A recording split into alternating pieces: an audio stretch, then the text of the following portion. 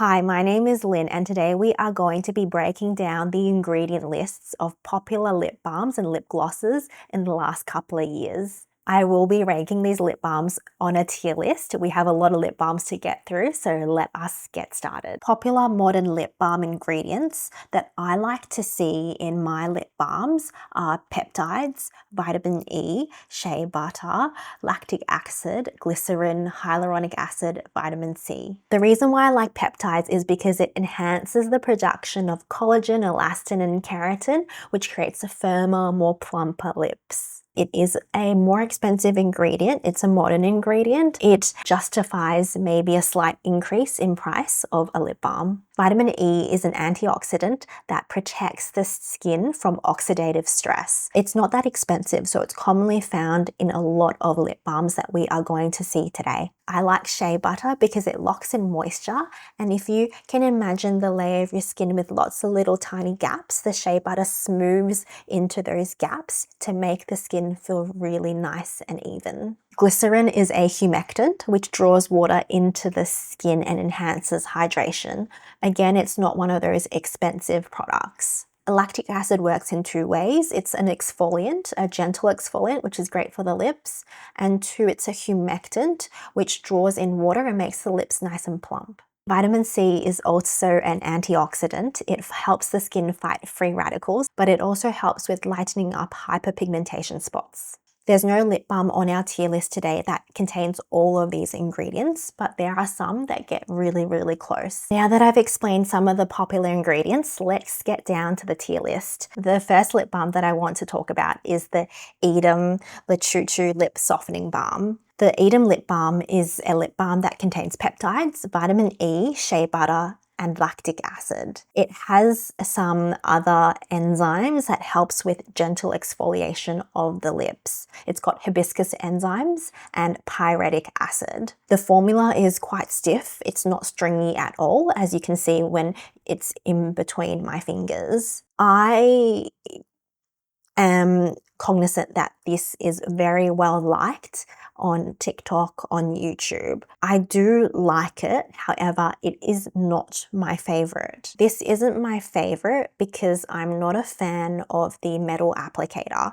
And I know a lot of people are really into a metal applicator, but for me, it doesn't really make sense on the lips. Metal applicators are cooling, so they're used for underneath the eyes to vasoconstrict, to shrink blood vessels, to make under eye bags look less prominent. But for the lips, I don't really need a cooling tip to apply my lip balm because I want my lips to be more plump. I also feel like it's not as easy to spread because it's kind of that not as slick of a formula compared to the other lip balms. I also find that the colors are quite pigmented, so you need to apply it in front of a mirror or else it'll look really funny when it's outside of the lip lines, especially the color that I have here, which is Bissap Glaze. It was so hard for me to get my hands on this lip balm because it's not sold in Australia. I had to order it online and it cost me around 50 Australian dollars, which is around 35-40 USD. I am going to put it in worth the hype because it is not bad, but personally it is not my holy grail. The next lip balm that I want to talk about is the Laneige Lip Glowy Balm, and it's one of the first lip balms that I've ever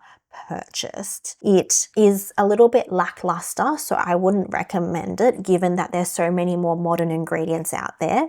It does contain shea butter, but it doesn't contain the peptides, the vitamin E, the vitamin C, the glycerin. Yeah, I don't recommend it now given that there's so many other lip balms out there.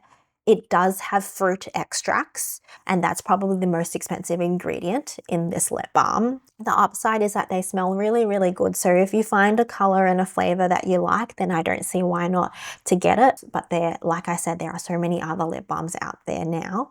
I am going to put her under not worth the hype. The third lip balm that we are going to be talking about is the Glossier Balm Dot Com lip balm, and it is a very popular lip balm in Australia, but For me, I don't like the texture. I find that it is very thick and not very slippy on my lips. I don't think it looks very nice either when it is on. The ingredient list is definitely nothing fancy. It has vitamin E, but nothing else. To me, I think it is a fancier Vaseline petroleum jelly type of lip balm. It contains lanolin as well. It doesn't have any specific active ingredients, but it does have strong barrier protection ingredients.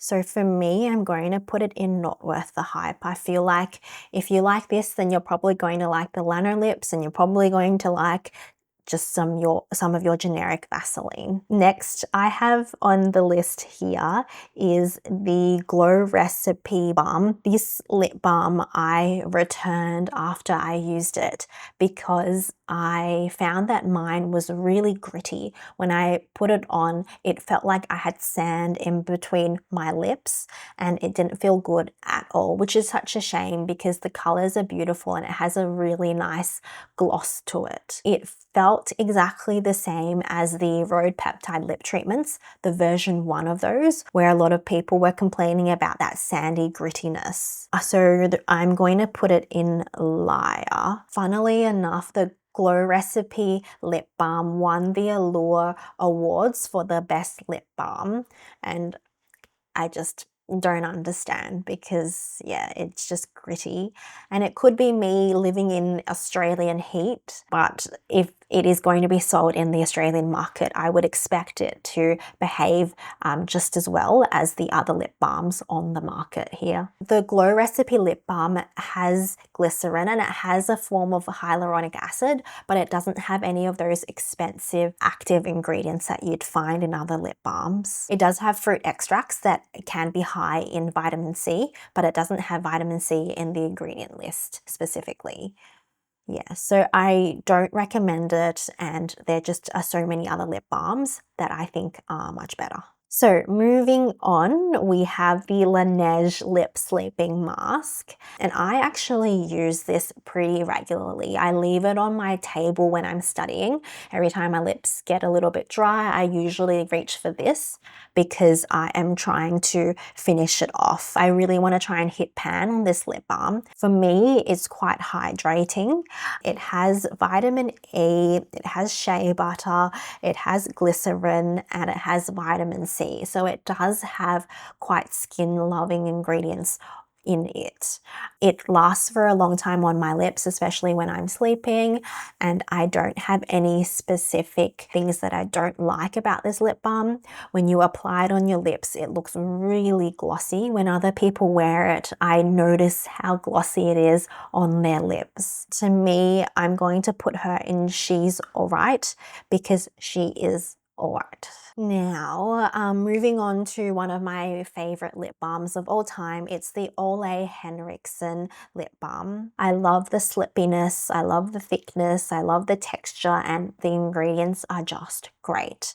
So the Ole Henriksen lip balm has peptides, it has vitamin E, it has shea butter, it has lactic acid, and it has vitamin C. So it pretty much has all of these skincare modern products that we would find in one tube. The only thing it doesn't have is glycerin, but it doesn't need it because it has other derivatives that act in the same way that is a humectant.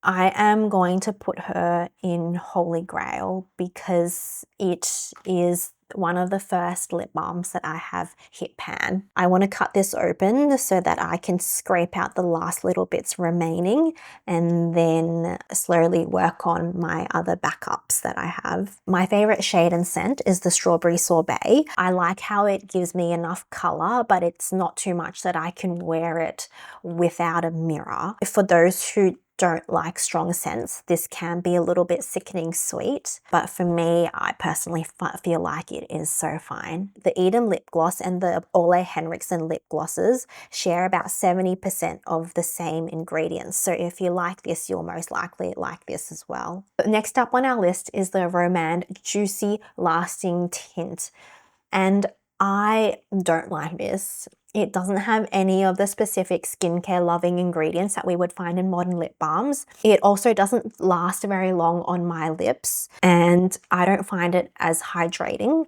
as other lip balms on the market. So I am going to put her in not worth the hype. Well, the one redeeming factor is I do like that it does have a tint and the applicator is quite easy to use, but I reach for other lip balms more often than this one. Looking at the ingredients, it doesn't have peptides, it doesn't have any of the glycerin, the shea butter. It does have fruit extract, so they may be high in vitamin C, but it doesn't have ascorbic acid or vitamin C specifically. The humectants in this lip balm are not as strong as the humectants that we would find in other lip balms like the shea butter and the glycerin. So I am putting her in not worth the hype. I like where she is at the moment. The next lip balms that we're going to talk about is the Rhode Peptide Lip Tint and the Rhode Peptide Lip Treatment. Now, looking at the ingredient list, they actually share all of the same ingredients, except the lip tints have color in them, whereas the lip treatments have scents in them. I was actually surprised because a lot of influencers online say that they like one over the other, but looking at the ingredient list, they are exactly the same, unless they're slightly different in concentrations of the products, but the ingredients are actually presented in the same structure, the same order as one and the other. So it's kind of hard to believe that one would be really different to the other. I actually like the Rhode peptide treatments. They have quite good ingredients. They have peptides, vitamin E, shea butter, lactic acid. They also have vitamin C, which the Eadam lip balm doesn't have. I'm going to put both of the Rhode lip products in worth the hype because to me they have such good ingredients. They're really glossy, they look great, but they're not holy grail status because I wish the tinted ones were just slightly a bit more pigmented. They go on quite sheer, a bit too sheer in my opinion, and they don't give you as much product as say the other lip balms. And for me, the applicator is just a stiff plastic and I prefer the silicone squishy applicators over this type of applicator. So yep, she's in worth the hype for me. The next lip balm that I want to talk about is the Summer Fridays lip balm. I was shocked to find that this lip balm is the #1 best-selling lip balm in an Australian cosmetic store called Mecca. I like this lip balm, but I actually prefer the Rhode, the Ole Henriksen and the Eadam lip balms before the Summer Fridays lip balm. I think it smells great, but for me it's slightly a bit too thin in consistency compared to the others. With the ingredients, it's got shea butter, it's got vitamin E, and it's got hyaluronic acid, but it doesn't have any of the peptides and the lactic acid that helps gently exfoliate the lips. I can see why people love it. It comes in so many shades. The shades are great because they're not too pigmented that you will need a mirror to apply them, but I think they are pigmented enough to show up on the lips. My lips are quite dark, so a few of the shades look almost identical for me. I don't think she's on the same level as Eadam and the Rhode peptide lip products, so I'm going to put her in she's alright, just because she's got some stiff competition. The Polite Society lip balm is a lip balm that I got recommended when I was shopping for lip balms. It has a really sweet taste compared to the other lip balms, and to me it's nothing special. It doesn't have any of the special modern ingredients. The only thing that's noteworthy is the vitamin E that it has. So I'm going to put her in not worth the hype. I felt like the only reason why I purchased it was because the salesperson, and I feel like the salesperson probably had an ulterior motive to sell as many Polite Society products that day. The next lip products we're going to talk about is the Maybelline Lifter Glosses. They have vitamin E and hyaluronic acid. Some apply better than others depending on the color, and some are more opaque than the others. The one that I have in Silk applies a little bit more patchy than Topaz. They are hydrating. They do have a strong vanilla scent, so if you don't like that, then don't get these. It's okay, but there are other lip glosses that I like more than these and that I reach for more than this. So I'm going to put her in not worth the hype. Next on the list is the NYX Butter Gloss, and I have the color in Praline. These butter glosses are really nice. They kind of remind me of the Fwee lip glosses in its texture, but slightly thicker than the Fwee. The NYX Butter Gloss has vitamin E and it has glycerin, which makes it really slippy. Those are the only notable ingredients on the list. I feel like I would only get this if I was looking for a specific color, because other lip balms are better, in my opinion, than the NYX Butter Gloss. So I'm going to put her in also in not worth the hype. I think they look beautiful. They have a great shine, but to me, I don't reach for them because I have been loving the Fwee glosses. I have the Fwee 3D Volume Gloss in Scotch 30%, and this formula is just beautiful. So it kind of knocks this one out of the park, in my opinion. It has a great smell, it has a great consistency, and I like how you can get it in 30% or 70%. The ingredient list, to be honest, is not that special. It has vitamin E and it has shea butter, but it has none of the other skincare loving ingredients. The reason why it's so slippy is because it has so many different types of oils. It's got olive oil, it's got jojoba oil, it has got almond oil and apricot oil. I really like it, and when I run out of this, I will repurchase it. So I'm going to put her in Holy Grail. I've also gifted the Fwee glosses to my friends as well, which I think shows something. So yeah, I've got it in Holy Grail status. This is the Dermal Therapy lip balm, and I'm not sure if it's an Australian only type of product, but it is recommended by a lot of dermatologists here, especially if you are on Accutane. It, to me, is kind of a fancy version of Vaseline, and it's got this menthol minty sensation when you apply it. In the ingredient list, it's got none of the fancy modern ingredients. However, it's more like a barrier protection, kind of like the Glossier lip balm. It's got the petrolatum and it has lanolin. One thing that it does have over the Glossier lip balm is that it has urea, so it has that softening ingredient that really makes the lips really supple. Especially when you're on Accutane, the lips can flake, and so the urea really helps with the flaky lips. I'm going to put her in She's All Right. Actually, I don't really want to put her in She's All Right because I like some of the, I don't really reach for it. I don't know where I would put Dermal Therapy because I don't reach for it anymore. But if I had severely chapped lips, I would still use it. So I guess She's All Right. The next lip product that we're going to talk about is the Judy Doll lip gloss, and I don't like it. I don't like the applicator. I must have a thing with metal applicators because I find the metal applicator so hard to apply on my lips. I don't find it specifically hydrating. I don't think the tint is anything long lasting, probably less of a lasting tint than the Romand Juicy tints. I'm going to put her in Liar.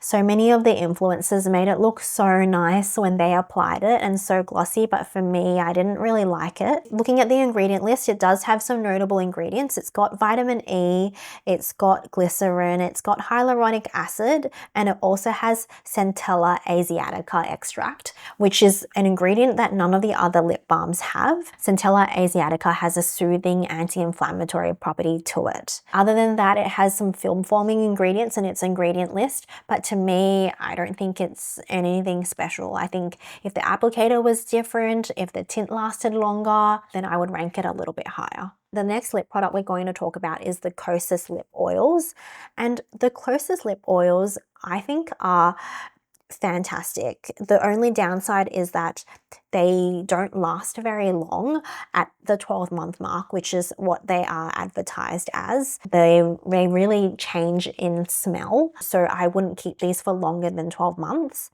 It has so many of the skincare loving ingredients. It has peptides, it has vitamin E, it has shea butter, it has lactic acid. It's also got a glycerin derivative, and it also has hyaluronic acid. I like how it feels on my lips. The only thing I don't like about it is I feel like the applicator is a little bit flimsy. But compared to the other lip products, I am going to put her in Holy Grail status because of the ingredients that it has. It has so many of those expensive skincare loving ingredients that the Eadam lip balm has, and the Rhode lip balms and the Ole Henriksen lip balms have. Lucky last, we are going to talk about the NYX Fat Oil. The NYX Fat Oil is nothing special, and you can kind of see where I'm going with this already. The NYX Fat Oil is something that I don't like, and the ingredient lists doesn't make me like it anymore either. The only fancy ingredient it has is vitamin E. I don't like how stringy it is. I feel like it's really messy to use because of the way that it comes out. It is hydrating, that's the only saving grace of it, and it does look quite pretty on the lips. It's quite glossy, but there are so many other lip balms that we've talked about today that are beautiful and they have such good ingredients, so I'm going to put her in Liar. Now, this is the end of our tier list, and I hope you're not too mad about how I rank the products. I hope you enjoyed this video and found it somewhat informative. Thank you so much for watching. Bye.